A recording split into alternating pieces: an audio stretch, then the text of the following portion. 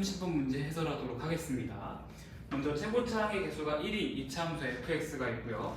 다음 함수 gx가 하나 더 있는데 이 gx는 fx를 원점에 대해서 대칭시킨 그러한 형태라고 합니다. 그래서 우리 이것으로부터 fx랑 gx의 함수식을 조금 표현할 수가 있는데, 먼저 fx는 최고차항 개수 1인 이차함수니까 x제곱 플러스 ax 플러스 b 이런 식으로 표현할 수 있을 거고요. 그 다음 gx는 지금 원점 대칭시킨다 그랬는데, 우리 대칭이동에서 배우는 내용을 생각을 해보면 원점 대칭이라는 거는 x축에 대해서 대칭시킨 다음에 다시 y축에 대해서 대칭이동, 혹은 y축에 대해서 대칭이동 시킨 다음에 x축에 대해서 대칭이동을 시키는 거니까, 결국에는 x 대신에는 마이너스 x를 대입을 해야 되고 y 대신에는 또 마이너스 y를 대입해 주셔야 되겠죠. 그래서 이거 같은 경우에는 여기다 마이너스 x 대입하시면 마이너스 x의 제곱, 마이너스 x 대입하시면 마이너스 ax 플러스 b가 되는데, 여기에 y에 마이너스가 붙는 거니까 이 마이너스 넘겨서 전체적으로 또 마이너스가 이렇게 붙는 거죠. 의식 정리하시면 마이너스 x 제곱 플러스 ax 마이너스 b 이런 걸로 나오게 되겠습니다. 자, 그런데 이 fx랑 gx가 지금 가장 중요한 점인데, 두 개의 실근 알파 베타를 가져야 하고, 알파 베타는 서로 이렇게 베타가 더 크다라고 얘기하는 것을 보니까 알파랑 베타는 서로 다른 두 실근이다 정도까지도 파악할 수 있을 거고, 지금 fx랑 gx의 식이 이렇게 구체적으로 나와 있으니까 우리 교점의 개수 찾는 방정식을 한번 써봅시다. 두 개 같다라고 놓으면 되는 거죠. 마이너스 x제곱 플러스 ax 마이너스 b 이렇게 되겠네요. 자, 그럼 여기서 ax 사라지고 요건 요렇게, 요건 요렇게 이항시켜 보시면 2x제곱은 마이너스 2b 따라서 x제곱은 마이너스 b까지 나오게 될 겁니다. 자, 이건 무슨 소리예요? x축, y축 이렇게 있을 때 x제곱이 이렇게 있으면 이거랑 지금 y는 마이너스 b라는 선이 두 개에서 만나야 된다는 소리입니다. 그래서 마이너스 b가 이렇게 아래쪽에 있으면 만나겠어요? 안 만나겠죠. 두 개에서 만나려면 적어도 마이너스 b가 이렇게 있어서 여기가 y는 마이너스 b다 이렇게 돼야 되겠죠. 그래서 여기가 뭐가 되겠어요? 알파, 여기가 뭐 베타 이런 식으로 생각할 수가 있는 거겠죠. 자, 그 다음에 요거 이차함수의 대칭성을 조금 생각해 보면은 우리 이 그림으로부터 알파랑 베타가 서로 절대값은 같으면서 부호만 다르겠구나 라는 것도 생각할 수가 있을 겁니다. 이거 나중에 쓰일 거니까 여기 가시고, 따라서 우리 마이너스 베타가 지금 0보다 커야 되니까 베타는 음수여야 되겠죠. 자, 이거 다 지우고 여기서부터 우리가 얻은 정보들을 조금 간단하게 정리해 볼게요. 첫 번째, 일단은 b는 음수여야 된다 라는 거 확인하셨고, 두 번째, 알파랑 베타는 서로 부호만 다르고 절대값은 같구나, 이렇게 두 가지 굉장히 중요한 포인트 우리가 짚고 넘어가셔야 됩니다. 이게 있어야 문제를 해석할 수 있어요. 자, 그럼 이제 그 다음 조건을 읽어볼 건데, hx가 이렇게 그려진다고 해요. 보시면 두 개의 교점, 즉 알파랑 베타를 기점으로 해서 그 사이에 있을 때는 gx로, 바깥쪽에 있을 때는 fx로 정해야 된다고 합니다. 그래서 우리 fx 한번 두 가지 케이스로 나눠서 그려볼까요?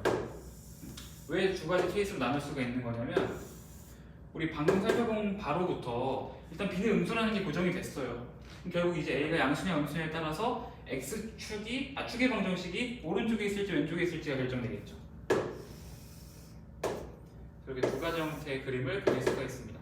첫 번째는 일단은 마이너스, b가 음수니까 마이너스 y좌편 마이너스 되는 건 당연한 거고, 만약에 이게 양수라면 마이너스 쪽에 x축의 방정식이 있겠죠. 축의 방정식이 있겠죠.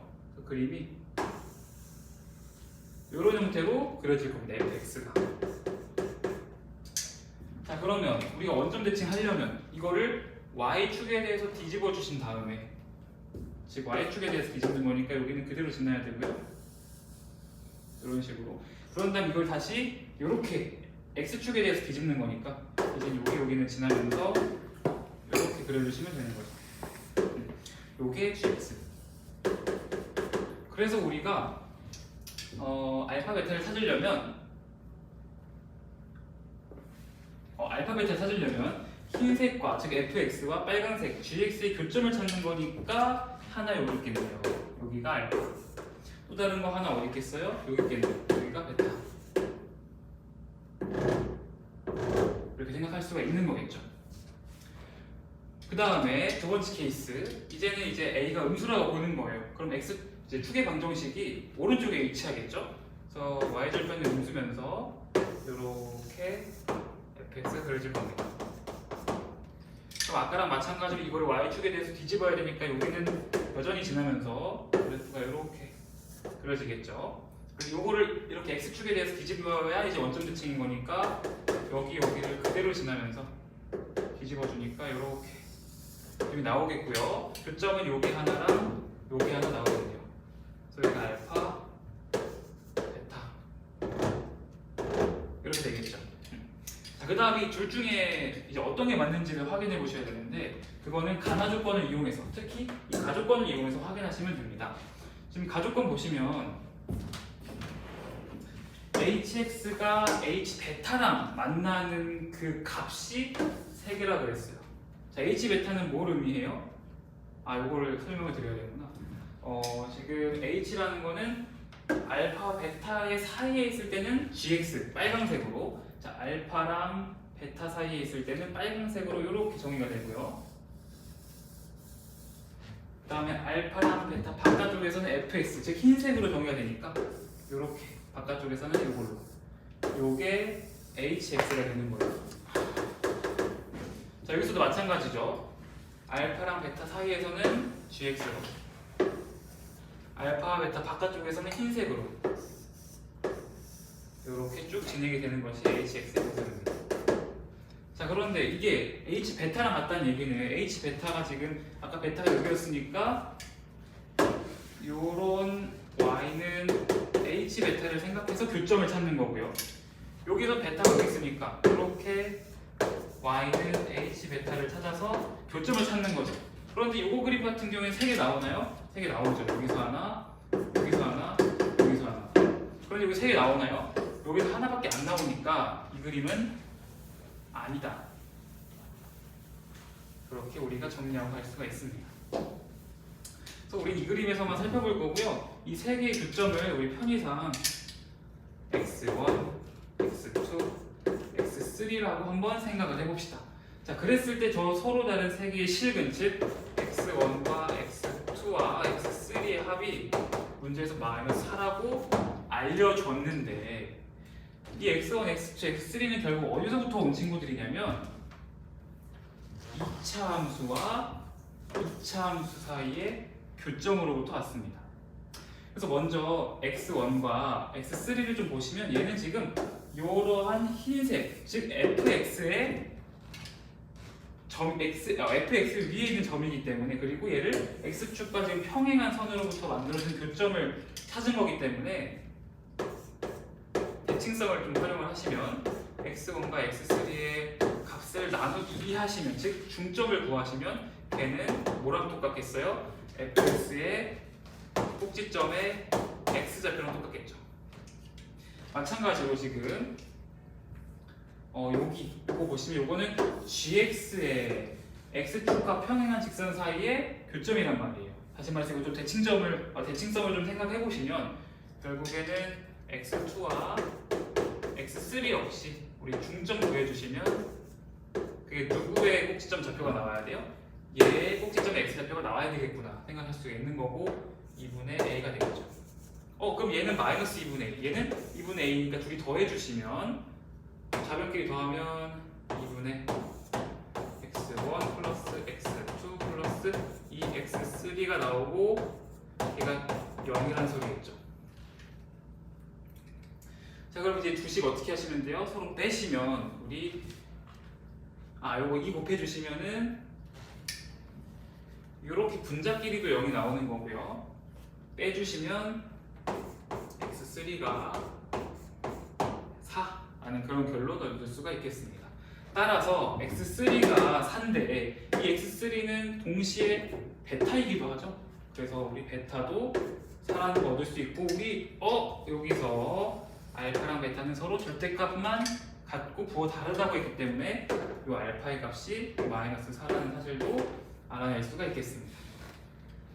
그래서 아까 이 베타라는 건 어떤 점이었냐면 fx랑 gx가 겹치는 점이었기 때문에 4를 넣었을 때 여기다가 4를 넣었을 때 서로 같아야 된다. 16 플러스 4a 4a 플러스 b는 여기다 4 넣어주시면 마이너스 16 플러스 4a 마이너스 b. 그래서 여기서 4a 3 날라가고 32는 마이너스 2b. 따라서 b는 마이너스 16 얻을 수가 있겠습니다. 그 다음에 또 어떤 중요한 정보를 나에서 얻을 수가 있냐면 여기는 지금 hx 중에서 음의 정수인 것이 15개라고 그랬는데 자 일단 음수인 걸 찾아봅시다. 음수인 부분 hx 중에 여기죠. 근데 여기에서 음의 정수인 거라고 얘기했으니까 마이너스 1, 마이너스 2, 마이너스 3개 쭉쭉 내려가겠죠. 그게 한 마이너스 5까지 내려갔다고 칩시다. 그럼 다시 올라가는 과정이 있기 때문에 마이너스 5를 여기서 한번 만났으면 당연히 여기서도 한 번 더 만나야 될 거고요. 똑같이 만날 거고 만날 거고 만날 거고 만날 거겠죠.